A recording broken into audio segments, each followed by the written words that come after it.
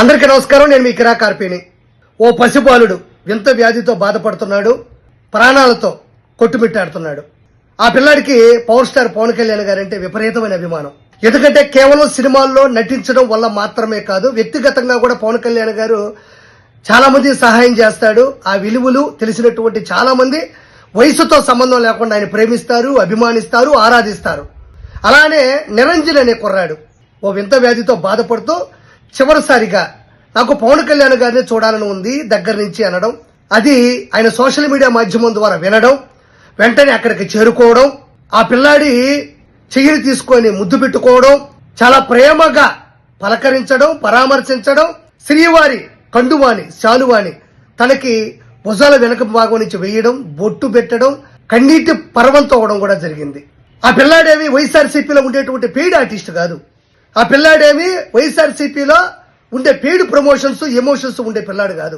నిజంగా ఓ వ్యాధితో బాధపడుతూ చివరి గడియలతో ప్రాణాలతో పోరాడుతున్నటువంటి వ్యక్తి ఆ పిల్లాడు. అది అందరికీ తెలిసిందే. వైఎస్ఆర్సీపీలో ఐపాక్ టీములు రోడ్డు పక్కన ఫేక్ సర్వేలు మాదిరిగా ఇక్కడ కోటేసుకుని ఒకలాగా, అక్కడికి వెళ్ళి గుట్కా వేసుకుని ఒకలాగా అప్పటికప్పుడు దొరికిపోయే కాదు కదా. అతను బాగాలేదు, ఆ విషయం తెలుసుకున్నాడు, ఓ వ్యక్తిగా వెళ్ళాడు తప్ప ఏదో జనసేనకు సంబంధించిన అధ్యక్షుడు గాను, లేదంటే డిప్యూటీ సీఎం గాను, లేదంటే పవర్ స్టార్ పవన్ కళ్యాణ్ గాను ఆయన వెళ్ళలేదు. ఆ పిల్లాడి కోరిక తీర్చడానికి, వీలైతే ఆర్థికంగా సహాయం చేయడానికి మాత్రమే వెళ్ళాడు. దానికి పేరు నాని ఏం మాట్లాడుతున్నాడో ఒకసారి విందాం. పవన్ కళ్యాణ్ గారికి ఆంధ్ర రాష్ట్రంలో ఉన్నటువంటి జనసేన వాళ్ళ గురించి ఏమీ పట్టింపు ఉండదు, ఆయనకి ఏమీ కనపడవు వినపడవు. కనపట్లే సార్, నాకు వినపడదు సార్ అంటాడు. చూసావా అట్ట అనమాట. ఏముంది తెలంగాణలో ఎవడో అంట ఒంట్లో బాగోలేదు, మా అన్నయ్య కావాలన్నా అంటే పరిగెడుతున్నాడు. ఇక్కడ చచ్చిపోయాడు రా ఒకడని చెప్తుంటే తల్లి ఏడుస్తుంది, బూడిదన్ని ఇవ్వండి రా అని చెప్పని అడుగుతుంటే ఇది వినపడదు. ఈ జనసేనుడి మాట వినపడదు. మా ఊళ్ళో ఇల్లు నేలమట్టం చేశారు రా బాబు అని చెప్తుంటే అది కనపడదు. అలా ఏడు వినపడదు. జనసేన వాళ్ళు మా తెలుగుదేశం వాళ్ళు మా ఆస్తులు లాక్కుంటున్నారా అంటే వినపడదు, కనపడదు. తెలంగాణలో ఎవడో అంట అభిమాని అంట నాకు ఒంట్లో బాగాలేదు అన్నయ్య అంటే వచ్చనా తమ్ముడు అని వెళ్ళిపోతున్నాడు. ఆంధ్రలో మాత్రం కనపడదు, వినపడదు. అదేదో రాజా ది గ్రేట్లో చెప్తాడు, ఏమో సార్ నాకు కనపడదు సార్ అంటాడు. చూశారు కదా, ఇదంతా ఒక డ్రామా లాగా. అన్నయ్యా అని ఆ పిల్లాడంటే తమ్ముడు, ఎంత వెటకారం ఇది, ఎంత అహంకారం ఇది. ఇలా మాట్లాడొచ్చా? పేరునాని నిన్ను తిట్టాలంటే ఈ రోజు భారతదేశంలో ఉండే బూతులు సరిపోవేమో అనిపిస్తుంది. నిన్ను కొట్టాలంటే ఇదే భారతదేశంలో ఉన్న చొప్పులు కూడా సరిపోవనిపిస్తుంది. నిన్ను ఏ విధంగా పని చేయాలంటే అరుంధతి సినిమాలో పశుపతిని మదవెక్కిన గుర్రానికి కట్టి ఆ గుర్రం లాక్కెళ్తా చూడు, ఆ విధంగా పని చేయాలి నిన్ను. అలా మాట్లాడొచ్చా? తప్పు కదా. అక్కడ పరిస్థితి ఏంటి? రాజకీయంగా విమర్శించాలి, రాజకీయంగా మాట్లాడాలి, రాజకీయంగా ఎదుర్కోవాలి.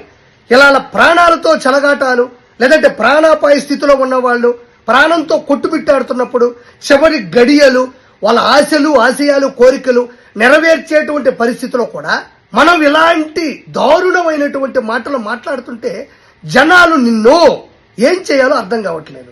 అందరూ షాకులో ఉన్నారు. ఈరోజు రేషన్ బియ్యం అమ్ముకొని ఆ డబ్బులతో అడ్డదిడ్డంగా తిని బలిసి కొట్టుకుంటున్న మాటలు ఇవి. బలిసి కొట్టుకుంటున్న మాటలు. జగన్మోహన్ రెడ్డికి పాలేరు పని చేస్తూ, జగన్మోహన్ రెడ్డికి ఊడిగం చేస్తూ, జగన్మోహన్ రెడ్డికి భజన చేస్తూ పదవుల కోసం మదవెక్కి మాట్లాడుతున్న మాటలు అవి. పవన్ కళ్యాణ్ గారు గతంలో కూడా పహల్గామా దాడిలో చనిపోయినటువంటి మధుసూదన్ రావు గారికి 50 లక్షల రూపాయలు వాళ్ళ కుటుంబం దగ్గరికి వెళ్లి పరామర్శించి పరిస్థితి తెలుసుకుని 50 లక్షలు ఇచ్చారు. భారతదేశ బార్డర్ లో దేశ సంరక్షణ కోసం చనిపోయిన ముద్దుబిడ్డ మురళీ నాయక్ కి వాళ్ళ కుటుంబం దగ్గరికి వెళ్లి పరామర్శించి 25 లక్షలు ఇచ్చారు. అదే జగన్మోహన్ రెడ్డి తెనాల్లో ఒక హెడ్ కానిస్టేబుల్ మీద అటాక్ చేసి చంపబోతుంటే వాళ్ళని పనిష్ చేస్తే వాళ్ళ మీద లేని కేసుంటూ ఏమీ లేదు, అన్ని కేసులు ఉన్నాయి. గంజాయి కేసు ఉంది, ఒక కేసు కాదు. ఒక హెడ్ కానిస్టేబుల్ ని చంపబోయినటువంటి నిందితుల్ని, దొంగల్ని, ఆల్రెడీ ఎన్నో కేసులు ఉండే వాళ్ళని జగన్మోహన్ రెడ్డి పరామర్శించడానికి వెళ్ళాడు. ఆ తర్వాత అక్కడికి వెళ్ళిన తర్వాత వాళ్ళ మీద కేసులు ఉన్నాయి కదా, అవి నాకు తెలియదు అన్నాడు. అలాంటి ముఖ్యమంత్రి కింద పనిచేస్తున్న వ్యక్తి నువ్వు. ఓ వ్యక్తి రాజకీయంగా బెట్టింగ్లు పెట్టుకుని డబ్బులు మొత్తం కోల్పోయి అప్పులోళ్ళు వచ్చి ఇంటి మీద కూర్చుంటే తట్టుకోలేక చనిపోతే ఆ వ్యక్తి భారతదేశానికి సేవ చేసినట్టు, సమాజానికి సేవ చేసినట్టు, అతని కాంస్య విగ్రహాన్ని ప్రారంభోత్సవానికి అతని కుటుంబాన్ని పరామర్శించడానికి వెళ్ళినటువంటి మనిషి జగన్మోహన్ రెడ్డి. ఎవరిని పరామర్శిస్తాడు? ఏ వ్యక్తులు అన్నా నువ్వు వచ్చి మమ్మల్ని పరామర్శించు, మా పరిస్థితులు తెలుసుకో అని ఏ ఒక్కరూ అన్నా ఈ రోజుకి. అది బంగారుపాళ్యం, దండుపాళ్యంతో వెళ్ళా, గుంటూరు మిర్చి రైతులకి దగ్గరికి వెళ్ళా, పత్తి రైతుల దగ్గరికి వెళ్ళా, ఎక్కడికి వెళ్ళినా ఏ ఒక్కరు నువ్వు రా అన్నా మా పరిస్థితి తెలుసుకున్నాను అనలా. అన్ని పెయిడ్ ప్రమోషన్సే కదా, పెయిడ్ ఆర్టిస్టులతోనే కదా, శాంతి భద్రతలకు ఆటంకమే కదా. ఈ చేష్టాలు చేసే మీకు ప్రజలు 11 సీట్లతో చెప్పు దెబ్బ కొడితే పవన్ కళ్యాణ్ గారికి 21 సీట్లు ఇచ్చారు. అంటే 11తో మీరు ఇలా ఉంటే మీ మెడ మీద 10 మెట్ల పైన పవన్ కళ్యాణ్ గారు నిలబెట్టారు. 11, 21, 10 పదే చెప్తున్నా, గుర్తుపెట్టుకోండి. సిగ్గులే, సెలవులే. మీ కుటుంబంలో కూడా చాలా సమస్యలు ఉంటాయి, కుటుంబంలో వాళ్ళకి ఆరోగ్య పరిస్థితులు ఉంటాయి. మీకు ఒక ఎమోషన్ ఉంటుందిగా, మీ అమ్మమ్మైనా, నానమ్మైనా, తాతయ్య అయినా, మీ పూర్వీకులైనా వాళ్ళనే మనం గుర్తుపెట్టుకొని ప్రతి పండక్కి ఆ కార్యక్రమాలు చేస్తూ ఉంటాం. ప్రతి పండక్కి కూడా చనిపోయిన వాళ్ళకి కూడా మనం సంక్రాంతి రోజు మనం ఆ కార్యక్రమాలు చేస్తూ ఉంటాం. అలాంటిది ఓ చిన్న కుర్రాడు ఆయన మీద ప్రేమతో నేను చివరిగా చూడాలి అనుకుంటే నువ్వు చేసినటువంటి ఏదైతే ఈ దారుణమైన పరిస్థితి ఉందో ఏం చెయ్యాలి? కాబట్టి ప్రజలు ఖచ్చితంగా దీన్ని అర్థం చేసుకోవాలి.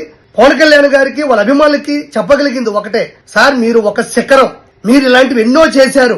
ఒక పవర్ స్టార్ పవన్ కళ్యాణ్ అనే ఇమేజ్ తో ఈ రోజు ముఖ్యమంత్రి అవ్వలేదు. చిరంజీవి గారి తమ్ముడు అన్న ఇమేజ్ తో మీరు ముఖ్యమంత్రి అవ్వలేదు. పవర్ స్టార్ పవన్ కళ్యాణ్ అనే వ్యక్తి నిజాయితీగా, నికార్సుగా 10 మందికి సహాయం చేసే వ్యక్తి.